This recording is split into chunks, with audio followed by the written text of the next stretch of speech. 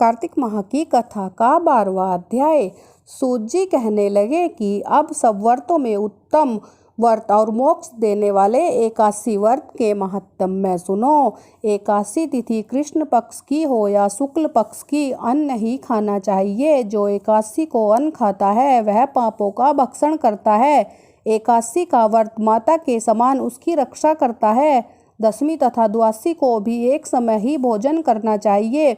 नारद जी कहते हैं कि गंगा के समान तीर्थ नहीं, माता के समान गुरु नहीं, विष्णु के समान देव नहीं, अन्न खाने के समान तप नहीं तथा शांति के बराबर सुख नहीं, सत्य के बराबर ज्योति नहीं, कार्तिक के समान मास नहीं, ज्ञान के समान लाभ नहीं और एकादशी के समान व्रत नहीं। व्रत करने वाला प्रातः समय उठकर भगवान का पूजन करे, पुराणों की कथा सुने, एकादशी की रात्रि को जागरण करे। नारद जी कहने लगे कि हे राजन, अब एक इतिहास सुनो। नर्मदा नदी के तट पर गालव ऋषि का अति शोभायमान आश्रम था। मालव का भद्रशील नामक एक पुत्र था जो विष्णु भगवान का परम भक्त था। वह बालकों के साथ भगवान की मूर्ति बनाकर पूजन किया करता था। साथ ही बालकों को उपदेश दिया करता था कि वह भी भगवान का पूजन करे तथा एकादशी का व्रत रखे। बालक भी उसका उपदेश सुनकर वैसा ही किया करते थे। अपने पुत्र के चरित्र को देखकर एक समय उसके पिता गालव ऋषि ने उससे पूछा कि भद्रशील, तुम सदैव भगवान विष्णु की पूजा में लगे रहते हो, यह उपदेश तुमको किसने दिया? यह बात सुनकर भद्रशील कहने लगा कि पिताजी, आपको मैं अपने पूर्व जन्म का वृत्तांत सुनाता हूँ। पहले जन्म में मेरा जन्म चंद्रवंश में हुआ था। धर्म कीर्ति मेरा नाम था। दत्तात्रेय जी से मैंने शिक्षा ग्रहण की। मैंने 1000 वर्ष तक राज्य किया। उस काल में मैंने अनेक धर्म तथा पाप के कर्म किए, परंतु देववश मैं बुरी संगत में पड़ गया और वेद मार्ग छोड़कर पाखंड मार्ग पर चला गया। मेरे इन आचरणों को देखकर प्रजा भी पाप के कर्म करने लगी।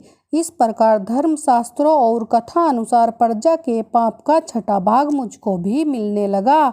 एक दिन हम शिकार खेलने के लिए वन में गए और सारे दिन भूखे और प्यासे ही रहे। खाने को कुछ नहीं मिला। घूमते फिरते हम मार्ग भी भूल गए और शाम को नर्मदा नदी के किनारे पर पहुंच गए। उस दिन एकादशी का व्रत होने के कारण वहां पर एकत्रित अनेक वैष्णव भगवान का कीर्तन कर रहे थे। मैं भी भूखा प्यासा रहकर रात भर वहीं पर पड़ा रहा, मगर प्रातःकाल होते ही भूख प्यास से दुखी होकर मेरे प्राण निकल गए। उसी समय यमराज के दूत मुझको पापी समझकर मारते पीटते यमराज के पास ले गए। यमराज ने चित्रगुप्त से मेरे सारे पापों और पुण्यों का लेखा मांगा। तब चित्रगुप्त ने विचार कर कहा कि यद्यपि यह बड़ा पापी है, परंतु इसने एकादशी का व्रत किया था, उसी से इसके प्राण निकल गए, इस कारण इसके समस्त पाप क्षय हो गए। यह सुनकर यमराज तत्काल अपने सिंहासन से उठकर खड़े हो गए और हाथ जोड़कर मुझसे बोले कि क्षमा करना, हमसे भूल हो गई। साथ ही मुझको नमस्कार भी किया। फिर अपने दूतों को धमका कर कहने लगे कि जो मनुष्य भगवान के नामों का जाप करता हो उसको कभी भी हमारे पास मत लाना। जिसने अनजाने में भी एकादशी का व्रत किया हो तब भी उसके सारे पाप नष्ट हो जाते हैं और उसको हमारे पास आने की आवश्यकता नहीं पड़ती। इसके बाद यमराज ने मेरा पूजन किया और फिर मुझे सुंदर विमान में बैठाकर विष्णु लोक को भेज दिया। हजारों वर्ष तक इंद्रलोक तथा विष्णु लोक में रहने के बाद अब फिर मैंने यहाँ जन्म लिया है।